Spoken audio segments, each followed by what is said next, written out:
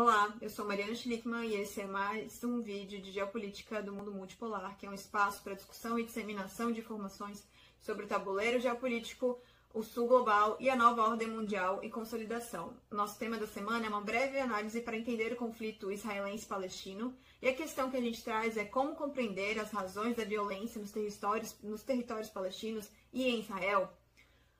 A intenção da equipe editorial do Mundo Multipolar para o vídeo dessa semana era fechar uma espécie de trilogia sobre a decadência imperial. Neste caso, de um império sem coroa, mas com todas as características oligárquicas que são os Estados Unidos da América. Porém, contudo, entretanto, as pressões da vida em movimento nos fizeram focar no mais importante e decisivo conflito que está acontecendo agora, que são as agressões israelenses na faixa de Gaza. Diferente da mídia corporativa ocidental totalmente pró-Israel, nós queremos fornecer informações que permitam a vocês compreender as raízes e a natureza deste conflito. Para essa mídia, novamente, terroristas do Hamas atacam Israel com milhares de foguetes e o Estado judeu, pobrezinho, apenas se defende de mais uma agressão dos bárbaros muçulmanos. Mas, como sabemos, a história nunca é única. E como nos lembra o professor Lejane Miran, que é um brasileiro de origem assíria, não se trata de imaginar o conflito como uma guerra, porque na verdade trata-se de um genocídio cometido por uma potência ocupante, um Estado artificialmente construído pela ONU, de uma forma totalmente contrária à sua própria Carta de Fundação, em 1948. E a vítima desse genocídio é o povo palestino, que resiste a uma verdadeira limpeza étnica promovida pelos sionistas israelenses ao longo de décadas. Além disso, o Hamas e as demais forças de resistência palestina não são grupos terroristas, como a própria ONU atesta, apesar da insistência de Israel, dos Estados Unidos e da mídia de mostrar ao contrário. Não são todos os judeus que pactuam com a invasão e a violência contra os palestinos. Quem promove estes ataques são os judeus sionistas, e os sionistas eles não fazem parte do grupo de judeus que historicamente habitavam aquela região.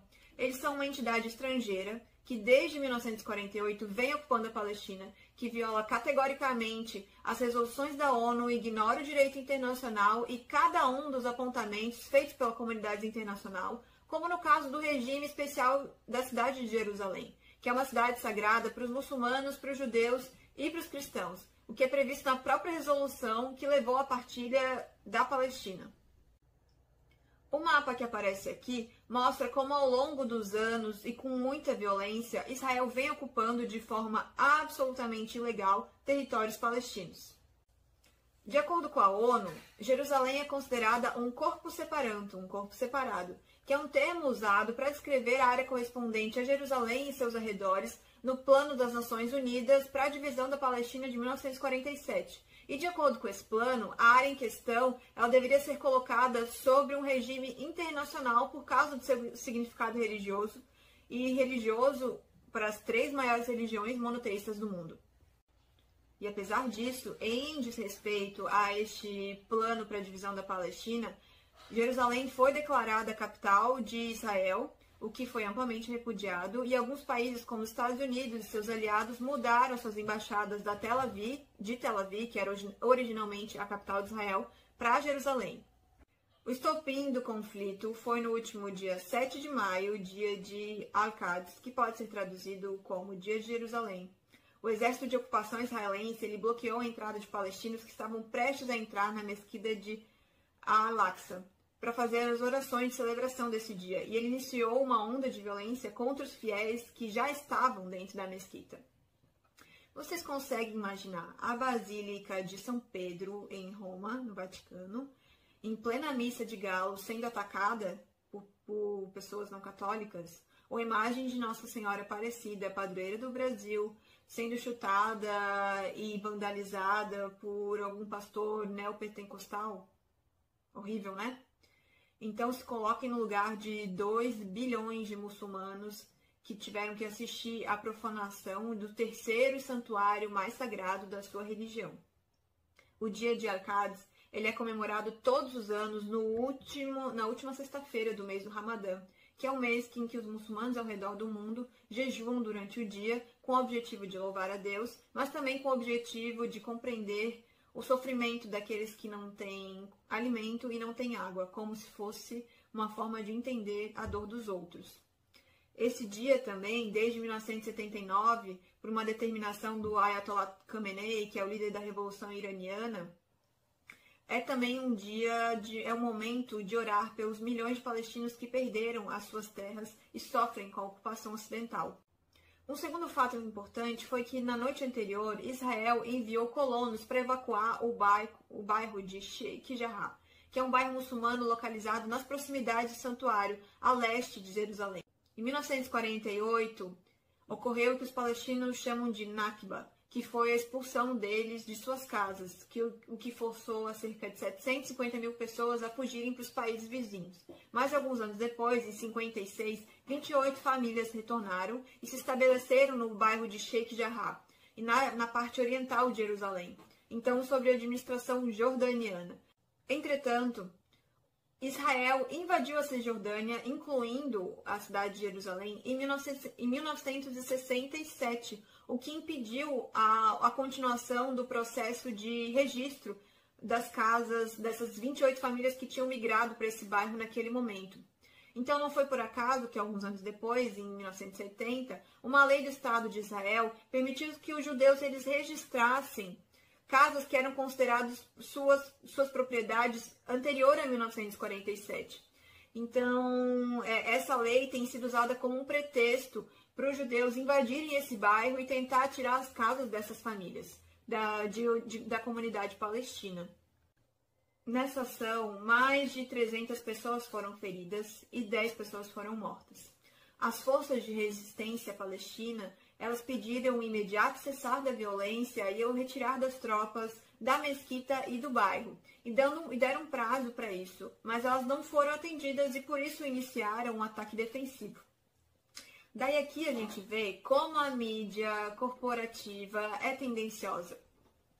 Porque a violência de Israel contra os palestinos começou na quinta-feira, e desde o início foi tudo divulgado e noticiado nas redes sociais. Só que, porém, só a partir de domingo, que foi quando expirou o prazo dado pelos movimentos de resistência para Israel tirar suas tropas, é que as notícias começaram a se tornar viral na grande mídia, porque foi aí sim que começaram os ataques defensivos da resistência palestina.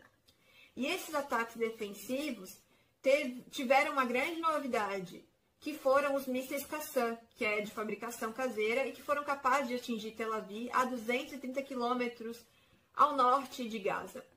Do ponto de vista militar, Israel perdeu prestígio internacional na medida em que o seu todo-poderoso Iron Dome, o sistema de defesa antiaéreo, falhou. E ele já havia falhado antes ao não interceptar um míssil de fabricação iraniana liberado da Síria. E agora ele também falhou quando não se mostrou eficiente para eliminar todas as barragens de mísseis caseiros da resistência palestina, que foram liberados a partir da faixa de Gaza, o que causou dano e desespero em cidades e assentamentos na fronteira com a faixa de Gaza, em dois dos mais importantes aeroportos de Israel.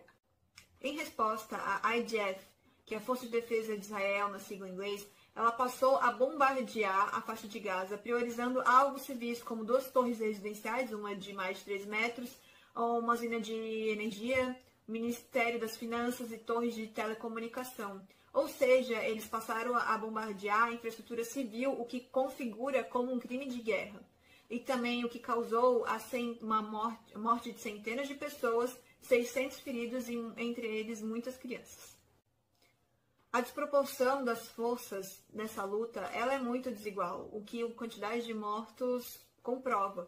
De um lado, os israelenses mataram centenas de pessoas, deixaram mais de 600 feridos, incluindo crianças palestinas. Do outro lado, a resistência palestina, com seus mísseis, causaram a morte de 6 a 7 pessoas.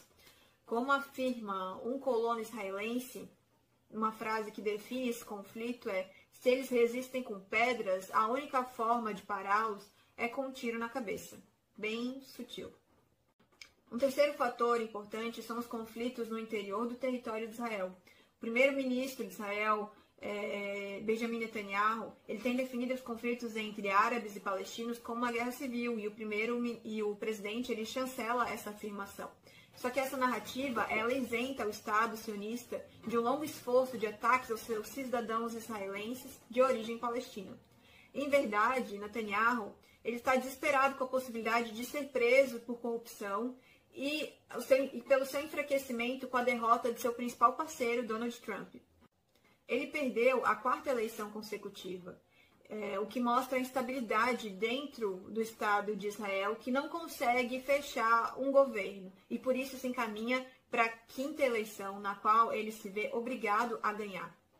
Também lhe trazem problemas a perda de prestígio de Israel, e como consequência, fica cada vez mais difícil da comunidade internacional fingir que não vê o que acontece com o povo palestino. E é exatamente isso que eles fazem. O resto do mundo finge que não vê a opressão contra o povo palestino. E talvez por isso ele tenha propositalmente decidido atacar os palestinos, sabendo que eles iam revidar e que assim iniciar um conflito e mais um momento de estabilidade. E que com isso o povo israelense visse nele a única alternativa para controlar essa situação, vissem nele como seu único salvador. Nós precisamos, nesse momento, verificar como os vizinhos de Israel, em especial o Egito, o Irã e o Líbano, vão se comportar e como a comunidade internacional agirá para conter a agressão em forma de genocídio do Estado de Israel. O secretário-geral do movimento Hezbollah, Hassan Nasrallah, já declarou que o Líbano está pronto para entrar na luta. E, curiosamente, na quinta-feira, 13 de maio, 3 foguetes atingiram áreas desabitadas vindo do Líbano. Ao longo desse período de ocupação, os palestinos conseguiram se organizar em 2 levantes contra as agressões israelenses, o que foram chamados de primeira e segunda intifada. A primeira em 87 e a segunda em 2000. Mas ambas foram, os resultados não foram favoráveis para os palestinos em nenhuma delas.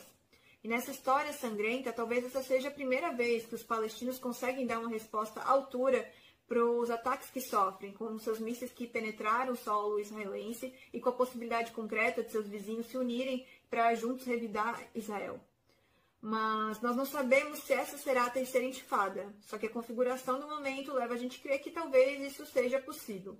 A Palestina, sim, ela volta então a figurar na cena internacional e afunda cada vez mais o prestígio de Israel. Essa foi então mais uma análise geopolítica do mundo multipolar. Eu peço que vocês deixem seu like, que vocês compartilhem, deixem comentários. Caso tenha algum outro tema que vocês gostariam que nós abordássemos, por favor, escrevam para nós. Sigam-nos nas nossas outras redes sociais e conheçam o nosso espaço, que é o www.mundomultipolar.org. Inclusive, lá vai ter um texto que aborda este mesmo tema de uma forma muito mais aprofundada. Então é isso, obrigado e até a próxima.